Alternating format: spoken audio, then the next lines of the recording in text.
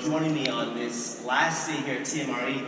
It's been a pleasure. I've had a lot of fun just rummaging around, meeting a lot of you and a lot of the vendors at the back. It's always interesting coming from where I am in China to be here in North America and listen to what all of you are talking about. Today I'm going to be sharing a lot about what we see in China, but vice versa. It's been great to catch up with what are the hot topics, what are the trends, and what are the important issues for you. And I think there's a lot of things similar, but a lot of things that are different. And so I'm going to share a little bit about China.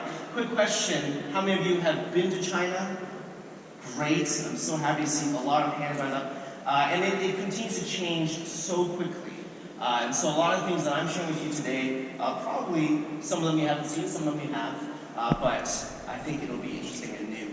Just a little bit more background on who we are. China Youthology, we focus exclusively on the young consumer in China. We're looking at 15 to 40. We're looking at the next generation, those that are changing their minds, their lifestyles, and society around them. And so we're looking at it through a cultural lens. We do socio and anthropological research, but we also mix that with big data. And we look and to see how young people are living both online and offline everywhere. And so finally we do that with the culture of China. When we started 10 years ago, there was no youth culture. When we started 10 years ago, young people didn't have a voice. And so part of what we do at Youthology is to give young people a voice and to allow them to have greater engagement in society. So that's a little bit about who we are. And of course, as you've already heard, we work with a lot of pretty amazing clients. And this is just a very short list of some of the clients that we work with because everybody cares about China today. And they're looking at China as a place to be inspired and a place, of course, to do business. And so we get to work with some of the most purpose-driven companies, those that are highly invested in China, those that really want to win in that market as they do all over the world. And we get to engage with some of the most interesting questions because they're really open to trying new things in China. We do it for the Western and international companies. We also do it now with some of the best and emerging Chinese companies. People like Alibaba and Tencent, I'm sure you've heard of, who are really trailblazing a lot of new things. We get to be at the forefront with them. And so we get to sit in the middle, at the forefront of Chinese innovation, but also at the forefront of international MNCs coming in and doing new things that they might not even try in other places, but they'll try first in China. And we get to mix and match and we get to see how those things germinate together. Now, again, why are we talking about China? You guys are doing a North American event, and so it's weird that I'm here, it's a fish out of water, but really it is this. And by the way, the reason why my English is so good is because I'm Canadian. So I'm born and raised in Canada, but I've been living in China now for the last 15 years. And so I've seen a lot of change from that time. And when I got there, in the beginning it was really just the world's factory. And everything was made in China, it still is made in China today, but that's why people were going. A number of years afterwards, it became the world's market. And so a lot of the major companies and brands early on came in because they knew that that was a fresh new market that they had to enter into and they had to win. But these days, in the last couple of years, we've really seen that China, for all of these MNCs, is really the new innovation space. It's really a new innovation center. And I don't just mean that figuratively. I mean that meaning most of the major companies that you see today are opening all their new innovation centers all in China. And it's not just because manufacturing is cheap. It's because the consumer in China is changing so quickly that the MNCs feel that they can find something new from the changing consumer in China that they might be able to spread and to share to other markets in the world. Because the Chinese consumer today is a leading consumer. It's not a following consumer. You can't just take a product that was selling well here, drop it in China, and think it's going to work. You will know in the very first day that will not work now. Today you have to really think about what is the new and emerging piece of China and try to keep up and try to get ahead. And so that's what a lot of the MNCs are doing. That's what we are seeing. So today what I want to do is I want to quickly share with you some of the things that we're seeing, some of the key topics and issues that we're grappling with at the forefront of China. Because I believe that a lot of them, and the ones I've chosen for you today, are at the horizon for you as well. So let me first start off with, what is China? Okay, and I saw a lot of hands go up, and that's great. But just to re-emphasize again, if you have been living, in a bubble let me share with you and help you understand China is a fast-moving place. And it's very hard for people that aren't living in China to understand how fast it is actually changing. But just to think, in the last 10 years, we've had so many new cities come up. For example, Shenzhen, which is one of our top cities, from 2009 to 2019 has actually grown in its GDP 300%. Today, Shenzhen is about the size or bigger than the size of Atlanta. And it continues to grow. And for every Shenzhen, we have dozens of other cities growing at faster paces. Right? It's not only just cities, but also personal income has changed. In the last 10 years, personal income in China has doubled. Now, could you imagine in America, in 10 years, your personal income doubles? That would be pretty awesome. But in China, that's the reality. Not just personal income, of course, but prices have more than doubled. And in certain categories, quadrupled, quintupled, and more. But the most exciting things are, of course, the other things like online. In just the last 5 years, online has grown 5 times. 500% in 5 years. Now, I know online is growing everywhere, all over the world. But in China, it's a hyperspeed. And so everything is mobile. And even when I go out, the only time I use my wallet with cards and cash is only when I leave China. I haven't used a wallet in China in years. And so I feel like I'm going backwards when I get out of China because I now have to bring all these extra things with me. But today, you can go to the store, you almost can do everything in your life just with your mobile phone. And of course, you guys are seeing that here in North America, but in China, that is now the common way of life. And you just can't get around it. So the pace of change just in the last few years has been rapid. And that has not just been for one segment, but for every single segment of China. Everyone has had to deal with these changes. And it hasn't been just for the last 5 years or 10 years. It's been since 1979. Since China's opened up and the pace of change has changed, this entire population, and especially the youth in China, those that are born in the 80s, 90s, and afterwards, all they know is a fast pace. All they know is rapid events. All they know is doubling every few years. So when they go out and travel to other parts of the world, they instantly feel like, why is the rest of the world moving so slowly? Because what they know is a very, very different pace than us. What that means, though, is that everything is disrupted. And so this, of course, is a picture that was taken just off the street. This is a bum, this is a homeless person. Even the homeless people today do not panhandle for cash, because nobody has cash. Even the homeless people use QR codes, because they know that currency is only electronic. That's the extent of the disruption that is happening in China. Everything is being internet disrupted. And so what it means is that there's a whole new opportunities just growing up all over the place. On the left-hand side, you see a picture of what we call Chibo, which is eating live streaming. Super popular today. And everybody is just eating, and other people are watching them eat. Why? I don't know. I do know, but it doesn't matter. The point is that it's very, very interesting, and a lot of people are actually making this into a career, eating, and people comment. Right? And not only that, but all of these channels, and I'll talk about it later, you can also sell right on them, right? You can have your QR codes, you can have your products. Things are all integrated together. And so there's radically new opportunities that young people and anybody can get into that you can't get trained for. You can't get a degree in live stream eating. But today that is a viable option of the future for you.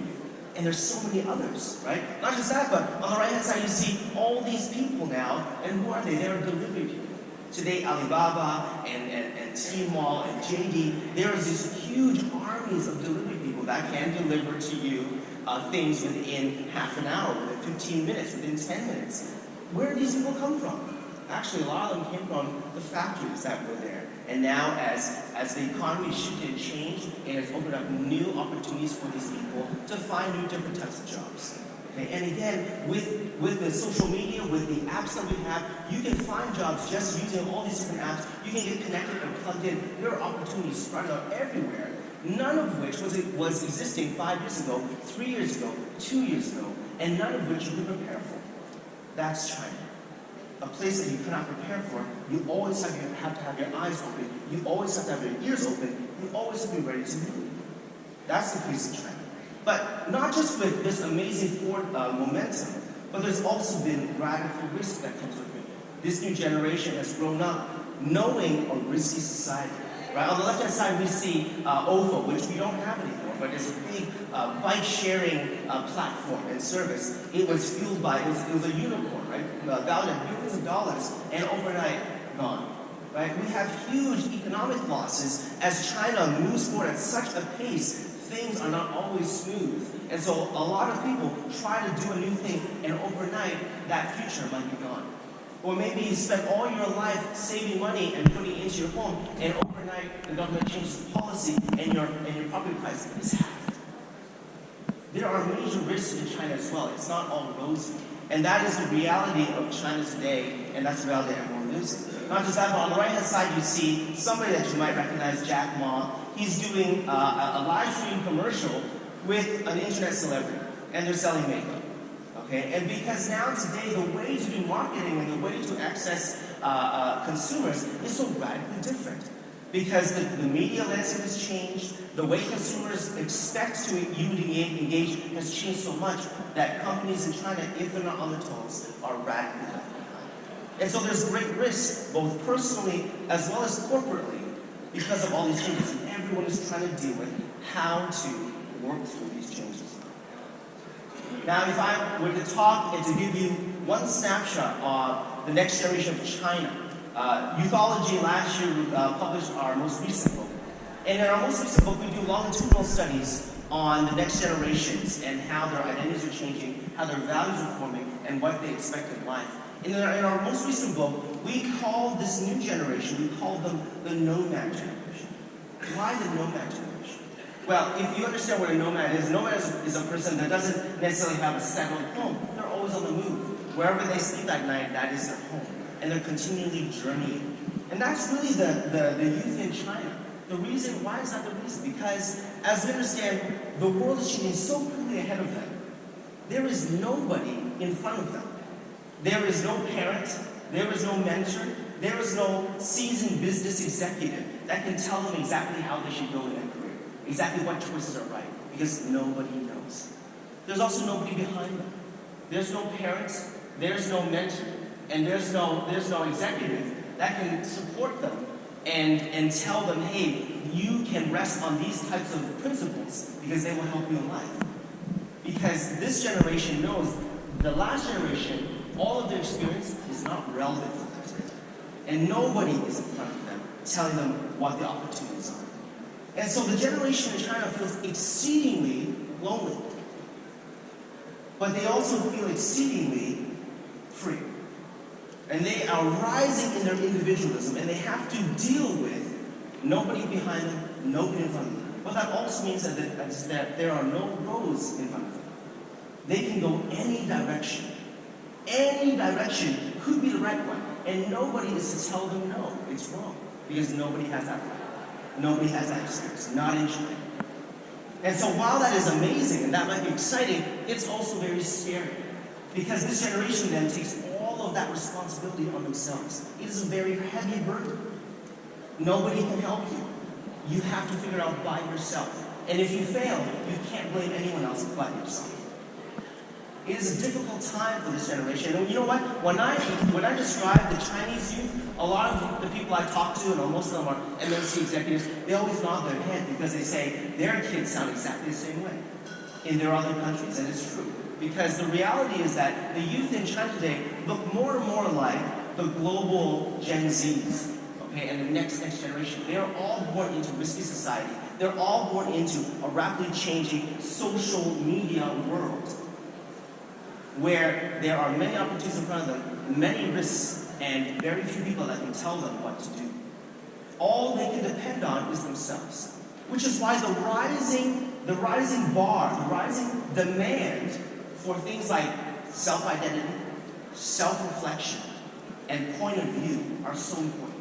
Because if a young person does not have identity, values, and a point of view about themselves, they have no way to measure, they have no way to judge whether the direction that they're going, whether the choices they're making are right for them. And so that's why that bar has risen up so high. And it's not just for themselves, that bar has risen up also for brands and organizations all around the world. Young people today are demanding that point of view, demanding that identity.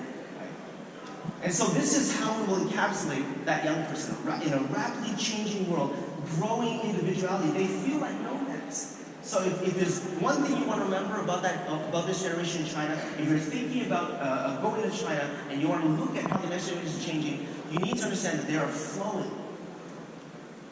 Now, if I were to bring this into a comparison, because a lot of people always ask, well, how is this changing over time? And again, when we say time, we're talking about like 10 years, 15 years. It's so short. But even within those 10, 15 years, the generational difference has come quite a bit. You know, those born in the post-60s, post-70s, we're really talking about the Xers, right?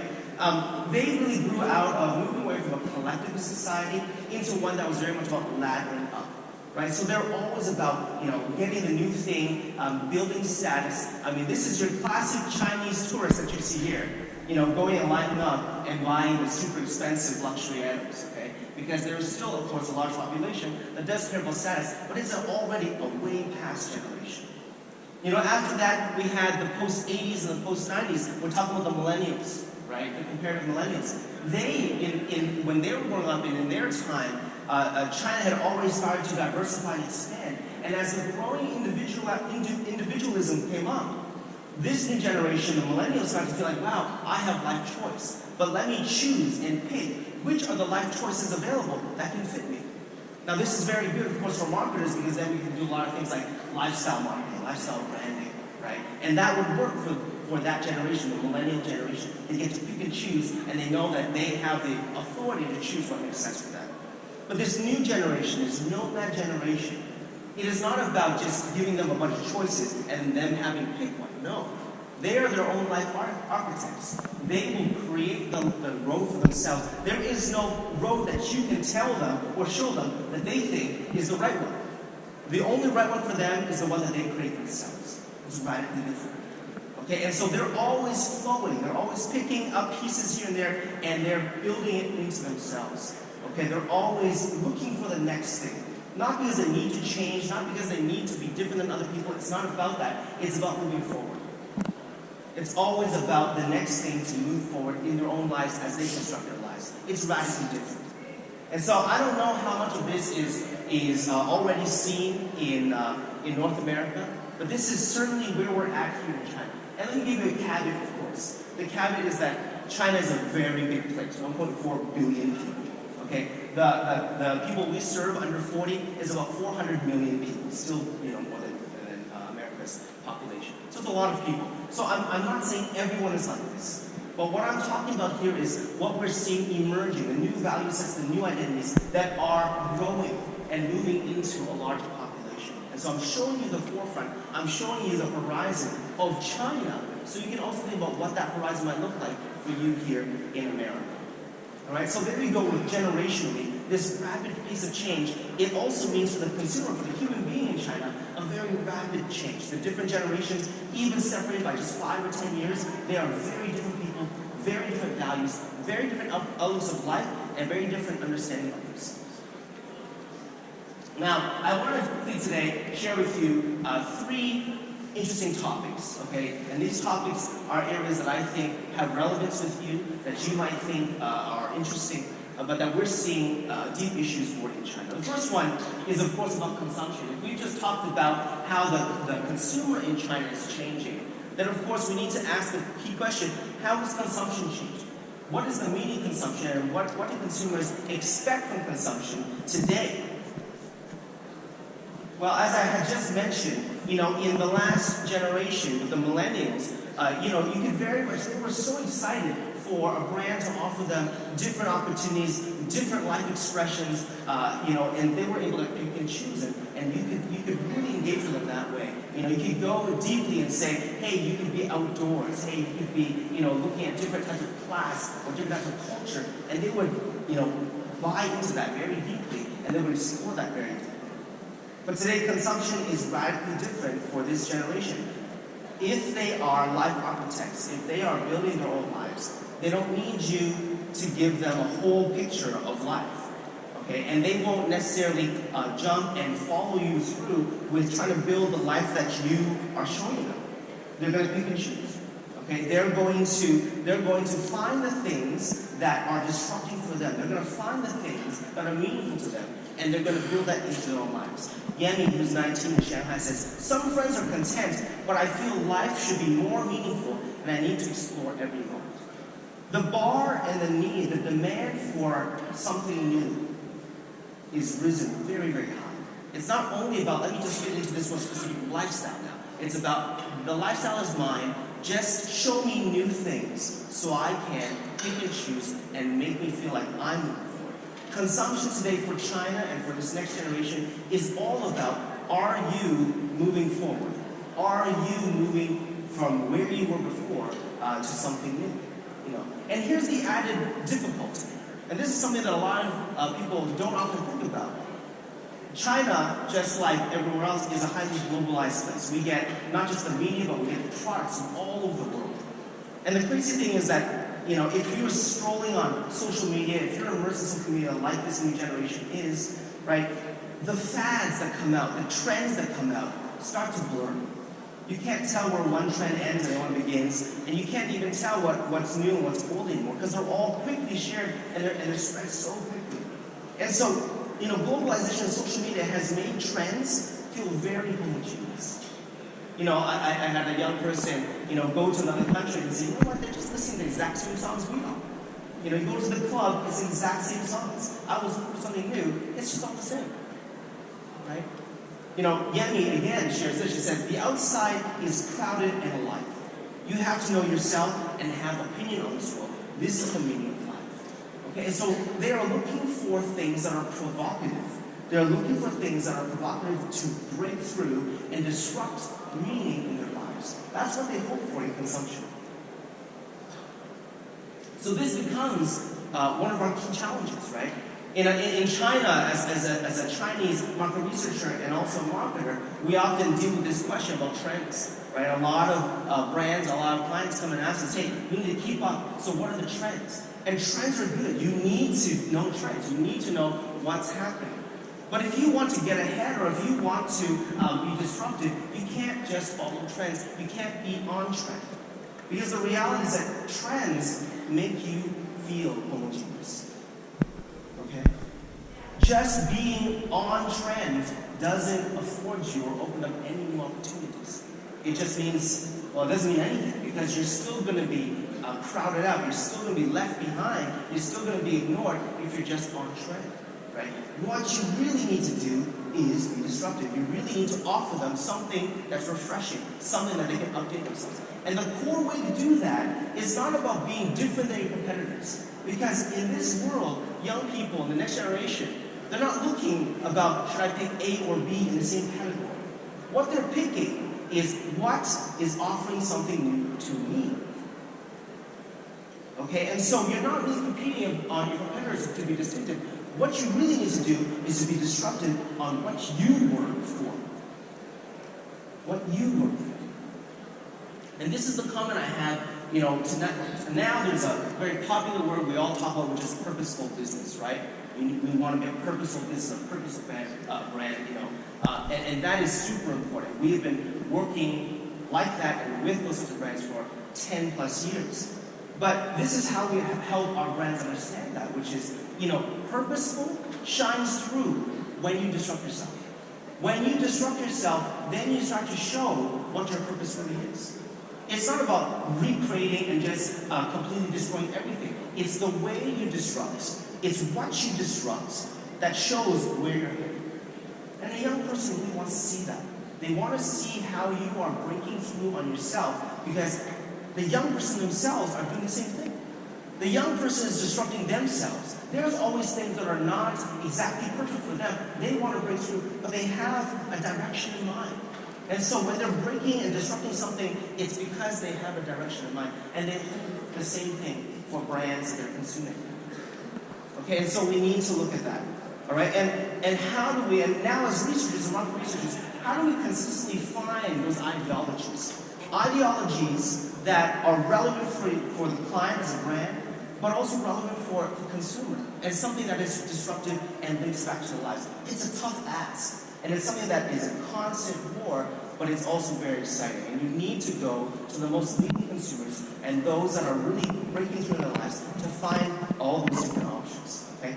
And it's not only just having that ideology, but it's also about how do you offer it in a rich and a diverse experience and environment so that a young person can consume it, so a young person can experience it. I'll give you some examples. This is Wuya. They're a fashion brand in China. And what they're disrupting is, of course, they're always looking deeper into what does it mean to be Chinese. And so they went deep into lower tier cities, and they wanted to re-explore and re-understand what does it mean to be Chinese in the lower tier, and bring that back out, break through, shape that, and bring that into how they're exploring their product lines, which is fashion and apparel. They don't just do it in their product offering, they also have come out with magazines and zines to express into the entire world and ecosystem all of this new type of Chinese culture that they are exploring. Here's another example. This is balian, which is a type of rice wine, a yellow rice wine. And it's a very traditional category. But for them, they're thinking, how do we allow this product and this category to be fresh again, to be modern again? And so they have been disrupting themselves to think about, it doesn't just sit in a traditional place. I don't have to just talk about the heritage of it, but I can talk about how it's still applicable in modern life today. So they're always continually disrupting here and there. We do that with our brands as well. So we help brands think about how they disrupt where they were from. So for example, Maybelline New York, we help Maybelline rethink and re-understand and re-explore what does New York really mean today? What could it mean today? And how could that relate to young people? We help Vidal Sassoon really think about what does style mean for them, and how does new style, what does that mean for young people in China? We help brands also think about disrupting what they were doing before in China. We help Nike rethink about how they approach cities, how they approach what they're doing in Beijing culture. Because Nike is all about street, Nike is all about urban. But the urban they're talking about is really down into a city and into a neighborhood level. And so we help them disrupt and to show a new possibility of what this city could mean and how they can relate that back to their consumers. So we do that because this type of disruption is the purpose of the time. Okay, and this is the stuff that the next generation in consuming are hoping for, something new and something that can offer them a new refreshment. Now the next area I want to talk about is really, really important, of course, which is media, right? And this is something that we say in youthology all the time, which is everything is media. And I think you guys get that, right? Everything is media. We have, of course, our mobile phones today, but now we have with IoT, now we have with all the smart screens, all the smart devices, everything is becoming media. But when we talk about media, we can go a little bit deeper into that. What we really mean, first and foremost, is everyone is media, right? Because of the devices that we have, because of the new capabilities we have, this new generation has grown up thinking about and acting as media. They have not just captured it. They don't just take pictures, but they share them. They don't just take video, but they share them. They text, they splice, they remake. And so today, the consumer is so much more creative because they've had the opportunity to be so. They're so much more expressive because they've had the opportunity to be so. And not just that, but because of that high bar in their own point of view, the quality and the attractiveness of the consumers of what you share is all about the point of view. It doesn't have to be perfect, it doesn't have to be polished, but it has to be sharp, and it has to be a different point of view. Not just is it everyone is media, but then truly everything that they do becomes media. Right? The picture at the back here, this is of course esports, right? And it's not just watching the game happen, but it's of course watching the gamers. And then of course it's overlaid on top everyone's comments and point of views on the gamers. And so it's not just the game itself that's the media now, it's now the gamers that are media, it's now the discussion on top of the gamers that are media, it's now the interaction between all of that, it's all media. It's all happening at the same time. And the great thing and the amazing thing with the technology in China is that everything is blurred, right? You have your traditional media, then that's blurred with retail, that's blurred with gaming, that's blurred with social, that's blurred with expression, that's blurred with reality. It's all blurred. It's all media. Okay? And the crazy thing is that you take it, you slice it, you reuse it, you recalibrate it, you resend it, you can resell it. Everything is media today. Now, if you don't understand really what I mean, I have some clips here that bring it to life. This is a clip. I'll show it to you first and then we'll describe it.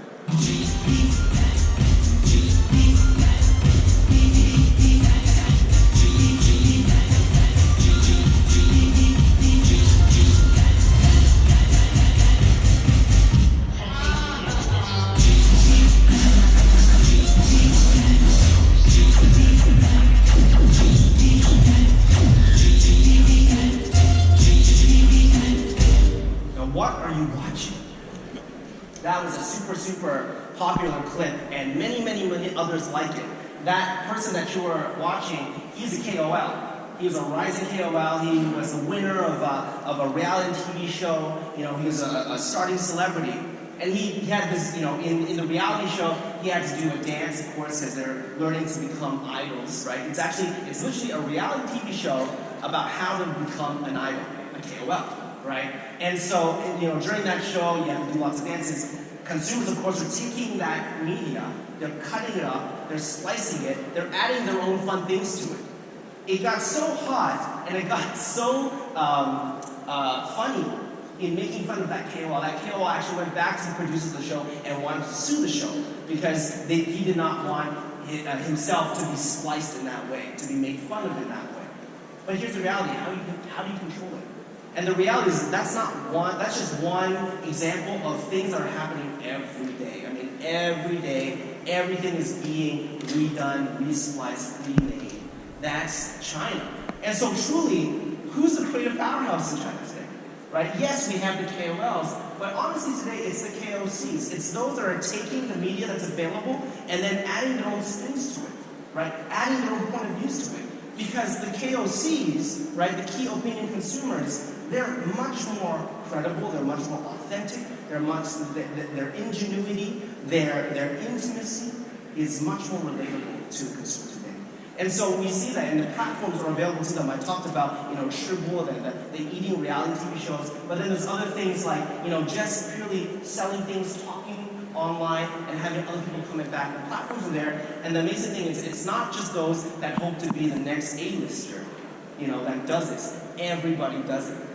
You walk into a company in China, rows and rows of cubicles, and they might have a day job, but after they get out of their day job, they go home, and they are doing very different things.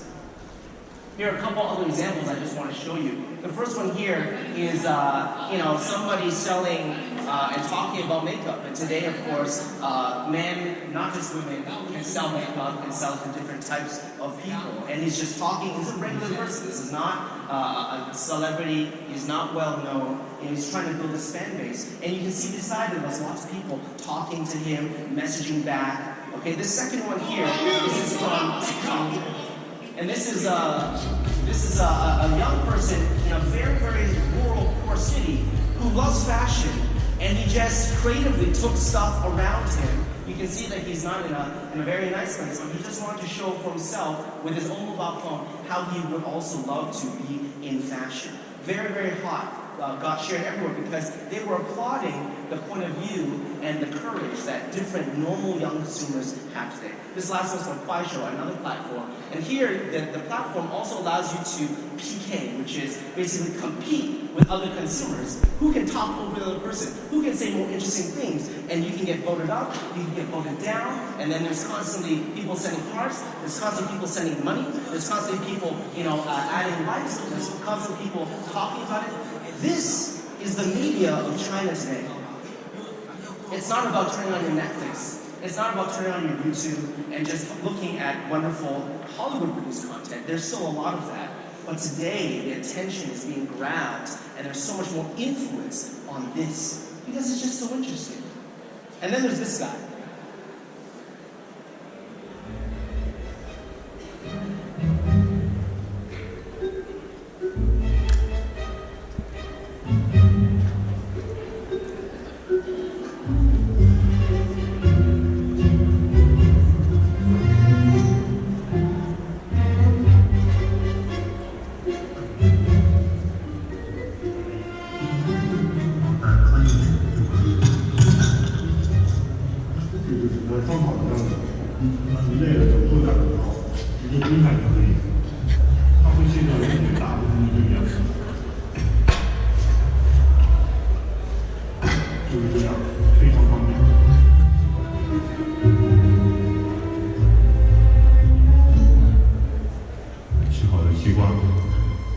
嫩觉醒。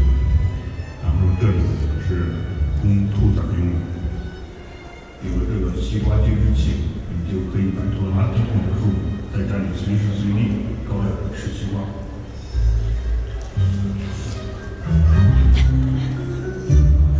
So this guy, he lives in a lower tier city. He's not in Beijing, Shanghai, Guangzhou. He's in some small city. He's a welder by trade, but he just loves to hack things, right? And he just started to create things for the fun of it. He started to put them out. He has millions of followers, right? It's just the new opportunities that are happening today. This is all media. Everybody's seeing this, and they're saying, well, what can I do?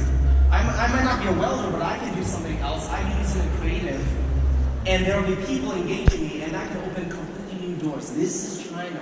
Media is, everything is media today, right? And so this is a key thing that we need to think about. This is what's happening in China, and you can imagine that the media landscape here in America is changing rapidly as well. You know, oftentimes in the last few days, I was, hearing a lot of different conversations that were talked in many rooms. And when we talk about engaging the consumer, oftentimes we just talk about media selection. We just talk about what is the access points and buying or accessing the right media for them. That's not enough anymore, right? Because number one, a lot of people are blocking ads, right? A lot of that stuff, pre-rolls and post-rolls, are not happening anymore. You need to be actually in the culture. So on top of just creating your own tiny advertising and messaging and buying and putting it into media, you need to have IP. You need to be investing in the entertainment world, the world that actually consumers are really focusing on. And not just that, and this is how we help brands in China as well. It's not enough just to have your own IP, because having your own IP only means you can, change and play only in a few certain ways. You need to start opening up and engaging the KOC. You need to be playful, and you need to be available, and you need to be in the space where consumers can slice you, cut you up, reuse you, but also then add you and bring you into their world and the shared world that they live. Okay? Because if you're just thinking about the paid media that you have, if you're just thinking about the creativity that your creative studio only can do, you're up against a huge onslaught of creativity that is now done by the consumer. And this is happening now in China, and we have to think about that all over the world because these media landscapes are the same. Okay, so by the way, that useless Edison guy, this is Bourgeois, which is a Chinese automotive company. And they asked him and a couple other KOCs to go and just go to their factory and play around and have some fun. This 150-minute video, live streaming video, 150 minutes. In those 150 minutes, and by the way, you can buy a car right in the live streaming app. You just watch, you can just order. Okay, sold 1,623 cars in 153 minutes, generated $31 million, and was watched 4.6 million times.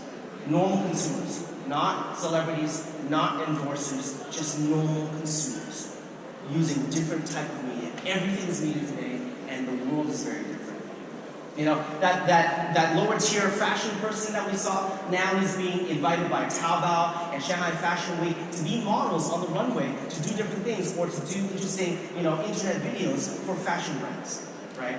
And so we do that a lot. At Youthology, we help two different types of people. We help the actual platform, so Tencent. We actually help them think about and plan how do they plan their next generation IP, how do they plan the creation of new channels, how do they plan the new type of gamification or tools to enable KOCs to do more, how do they plan to build fandoms.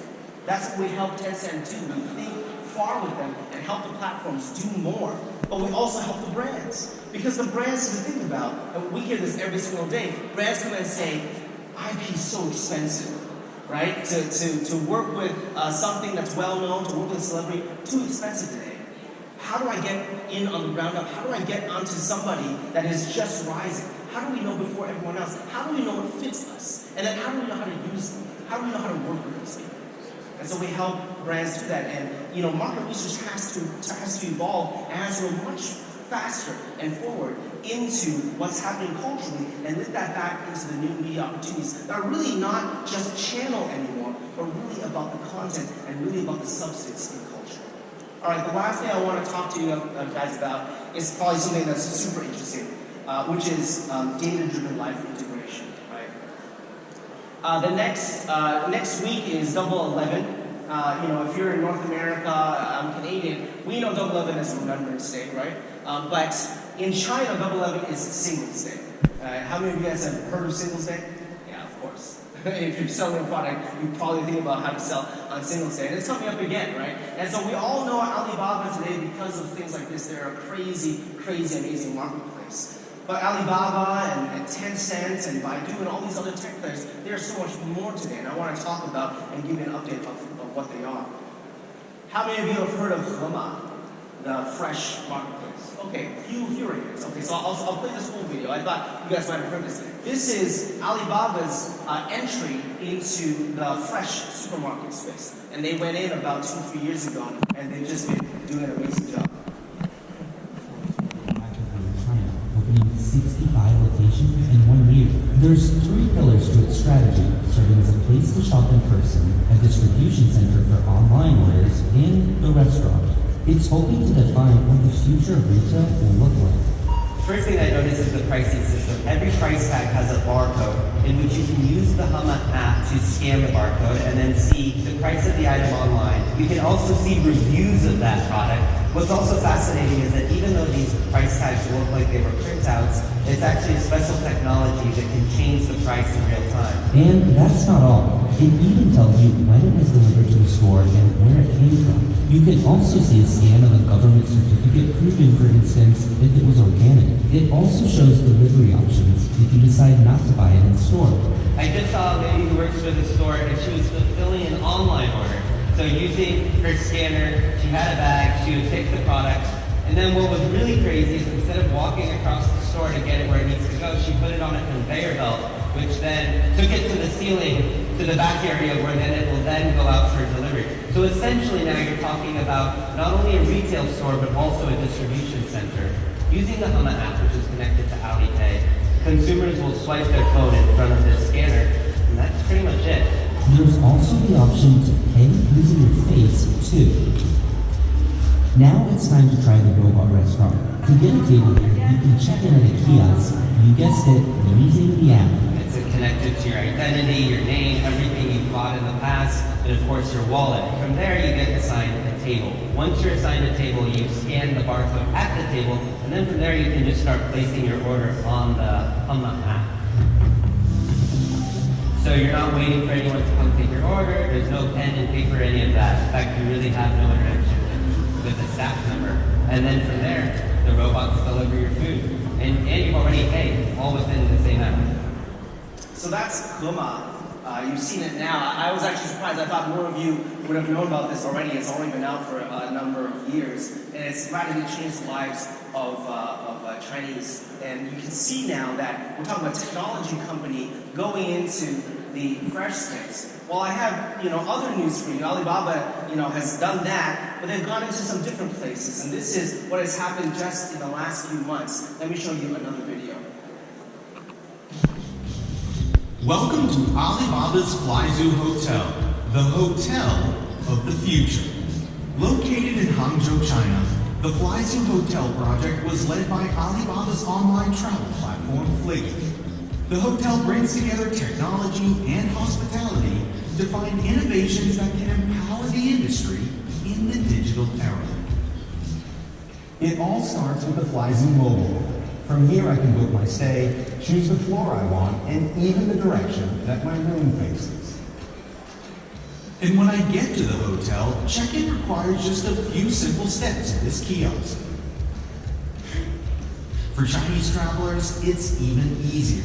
They can check in via the app and go straight to their room. Flyzhou features a range of AI services to create a convenient and seamless experience for guests. For example, you can choose to use facial recognition rather than keys and key cards to access the hotel. That means everything from using the elevator to entering your room is as easy as smiling for the camera. The hotel uses the picture I took at check-in to verify it's me. The Flyzhou Hotel has 290 rooms, each with a TMRE'19 smart assistant who helps me adjust the temperature, the lights, the curtains, and the TV, all with a simple voice command. TMRE'19 also functions as my 24/7 personal butler. TMRE'19，我要一瓶水。When that bottle of water arrives, it may not be delivered by your typical hotel employee. This is the future hotel, after all. Fliggy has room service robots to do that work. I just input a passcode that was sent to me via text, and the water is mine. The robots also deliver towels and other items, and even the meals at the hotel's restaurants. If I feel like working out, the gym offers some fun digital experiences too. When it's time to check out, there are no lines and no hassle. I just pack and go. It was cool to see how Flyzoo's technology can make the hotel services convenient and easy to use. And with hotel staff freed up for more routine tasks, they can focus on delivering a better experience to guests. I'll definitely be booking another stay soon. So what do we see? We've seen two videos. One of Alibaba going into the fresh supermarket. One now new, Alibaba's now gone into the hotels. And the experiences look pretty awesome. I think all of you probably want to go there next time you visit China and just experience what they're doing. And when these things first happened, most people were like, wow, that's amazing. They're bringing all this technology and disrupting these categories. That's an amazing business opportunity. They are so smart. But let me help you explain what Alibaba is really doing, what Tencent's really doing, what Baidu's really doing. I've spent some time listening to Daniel Zhang, the new CEO of Alibaba, and understanding how they build their company. The reality of why they're going into these offline experiences is very similar. It's actually a case in point to what Amy Webb talked about on the first day. Amy Webb talked about Amazon putting a microwave in your home so they can connect the points. Now, Alibaba and Tencent and everybody else knows and is doing exactly the same thing. They're actually just doing it much further, much faster. They're not trying to build a product to put it into your home. They're going to take an entire category and they're going to own it. And so, they have all of the data of you online. They have all of your shopping data. They have all of your social data, all of your entertainment data. What they don't have is your offline behavior. What they don't have is your offline points. And so what they did is, instead of just trying to create products and allow you to buy them, they just bought the entire category of experience. And they just created the entire ecosystem to capture all of it. Because you need to understand that the future of innovation, not just in China, but in the rest of the world, is about how many data points you have, how rich they are, how complex they are. Because the more rich and more complex they are, the better you're going to be feeding your AI and machine learning. And the better that will be. And that will be the future of innovation. And so China and what Alibaba and Tencent, everyone's doing, they're going in, they're creating, and the true online to offline is not just about bringing and making those things talk, it's really about knowing you completely and holistically. And that's what Alibaba and everyone is doing. And that's really exciting, right? But what it means and what it shows you is that we are past Big Data 1.0. Big Data 1.0 was just simply, there's a whole lot of data out there, let me just get that data. Now everyone has that data, and they realize there are holes and gaps in the data. Because the existing data is not enough to know you. Because you are much more than just your current data. So they want to capture more of your data. They want to capture all of you. And they need to figure out how to capture that data. That's the opportunity. Right? And so this becomes a key challenge for us, especially retailers. Retailers need to think about, and brands need to think about, do they compete or do they collaborate with these amazing platforms? These platforms can radically disrupt their category. You can do so much. You can be ahead of your competitors if you collaborate with these platforms. But then, perhaps, are they going to be your competitor? Are they going to take you over? Right? The true question is this, which is, what is the unique data you actually have in your category that they don't have? What is the unique data about the consumer, about the individual, that you should have, that you should know, and that you should protect and defend, and that you should capitalize on, that they don't have? And how do you create new opportunities and new spaces to do that? My time has run out, so I can't say anymore, but that's what we do in China as well. We have to figure out what are the unique data sets. We help combine it with other data that they don't have, third-party data, social data, cultural data, and we bring that all together to create new opportunities. Okay? And so that's finally just what I want to say today. There's a lot of crazy, amazing changes. Hopefully something today has inspired you. Just remember that China's fast changing. We live now with a new nomad generation. and they're looking for you to disrupt yourselves, and how you do that is how you bring purpose to yourself. You need to stay open to the KOCs and the new media landscape, and you need to really think about the unique data points that you have in your category. Because that's truly the currency of innovation, and that's the opportunity for advancement into the future. All right. So I want to thank you guys for today. Have a good day. Thank you so much. Some of the most profound insights I've heard so far. Q&A will be in the demo zone during the break. Please join us there.